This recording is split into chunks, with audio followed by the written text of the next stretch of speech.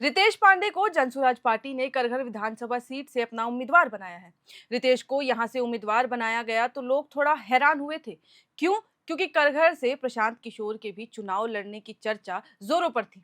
रितेश पांडे का जनसुराज से जुड़ाव कोई अचानक नहीं हुआ है। वह भोजपुरी सिनेमा और संगीत जगत का एक बड़ा नाम है, जिनके युवाओं में एक जबरदस्त फैन फॉलोइंग है। और वे खुद भी कहते हैं कि वे राजनीति में विधायक बनने नहीं, बल्कि प्रशांत किशोर के विजन से प्रभावित होकर आए हैं। अब रितेश पांडे के बारे में थोड़ा सा जान लेते हैं कि रितेश पांडे हैं कौन। तो रितेश पांडे एक बहुत ही लोकप्रिय भोजपुरी गायक और एक एक्टर हैं। वे मुख्य रूप से भोजपुरी सिनेमा और संगीत उद्योग में काम करते हैं। उनका जन्म 14 मई 1991 को सासाराम के बिहार में हुआ था।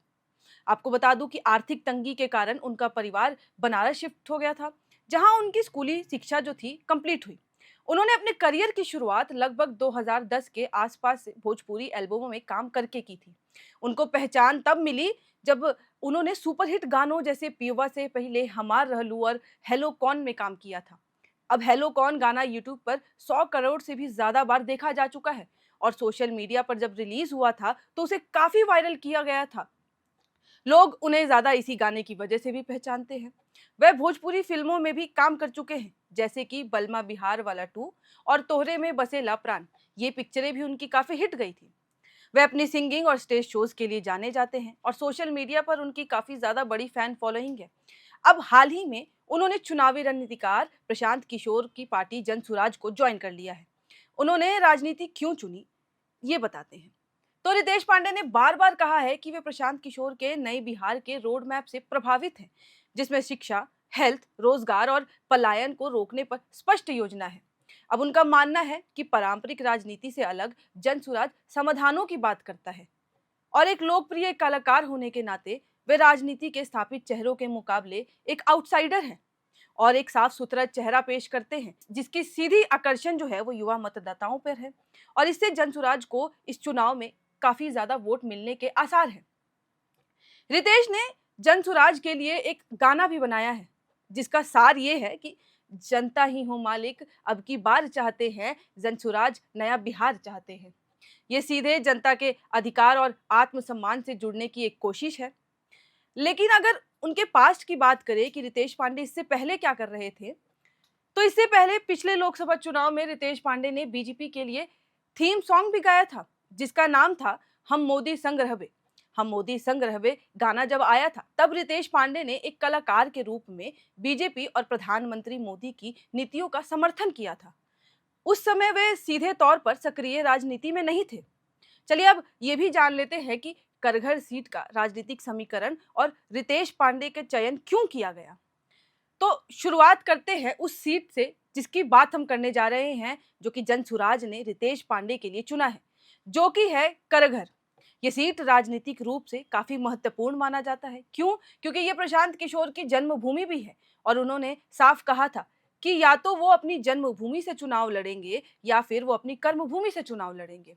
और उन्होंने रितेश पांडे को अपने जन्मभूमि यानी करघर से सीट दे दी है। ये एक ऐसी सीट है जहां पारंपरिक रूप से जातिगत समीकरण और स्थानीय नेतृत्व की पकड़ मजबूत रही है हमेशा से। यहाँ हर चुनाव में त्रिकोणीय या फिर बहुकोणीय मुकाबला देखने को मिलता है। तो ऐसे में जनसुराज का रितेश पांडे को चुनना एक बहुत ही ऐतिहासिक कदम माना जा रहा है और सबसे ज्यादा एक सोचा समझा कदम, क्योंकि रितेश पांडे की जातिगत पहचान के साथ साथ उनकी फिल्मी लोकप्रियता सभी जातियों के युवाओं में है, जिसे जनसुराज जातिगत समीकरणों से ऊपर एक व्यक्तिगत अपील में बदलना चाहता है। क्योंकि उनको उम्मीद है कि ऐसे में जाति से हटकर रितेश का समर्थन कर सकते हैं लोग। प्रशांत किशोर का यहाँ से जुड़ाव होने के कारण पार्टी यहाँ एक मजबूत संदेश देना चाहती है। रितेश पांडे जैसा बड़ा चेहरा उतारना ये दर्शाता है कि जनसुराज इस सीट को अपनी जीत की प्रयोगशाला बनाना चाहती है। अब इस सीट पर सबसे ज्यादा बड़ा मुद्दा पलायन और रोजगार का मुद्दा रहा है शुरू से। रोहतास और आसपास का क्षेत्र पलायन से बुरी तरह प्रभावित है और रितेश पांडे रोजगार और पलायन के मुद्दों को हर बार उठाते हैं, जो यहाँ के घर का सिरदर्द बना हुआ है। जो कि एक अच्छी बात भी है, क्योंकि अगर वो इस मुद्दों पे बात करते हैं तो उसका समर्थन इनको मिल सकता है। ये चयन सिर्फ रितेश की जीत सुनिश्चित करने के लिए नहीं, बल्कि पूरे क्षेत्र में जनसुराज की उपस्थिति को दर्ज कराने के लिए किया गया है। आगे बढ़े उससे पहले सबसे बड़ा सवाल ये है जो जनसुराज की राजनीति पर उठता है, वो ये है कि क्या प्रशांत किशोर परिवारवाद और जातिवाद की राजनीति को ही अपनाने की राह पर हैं? अब इस पे बात की जाए तो इस पर दो दृष्टिकोण बनते हैं।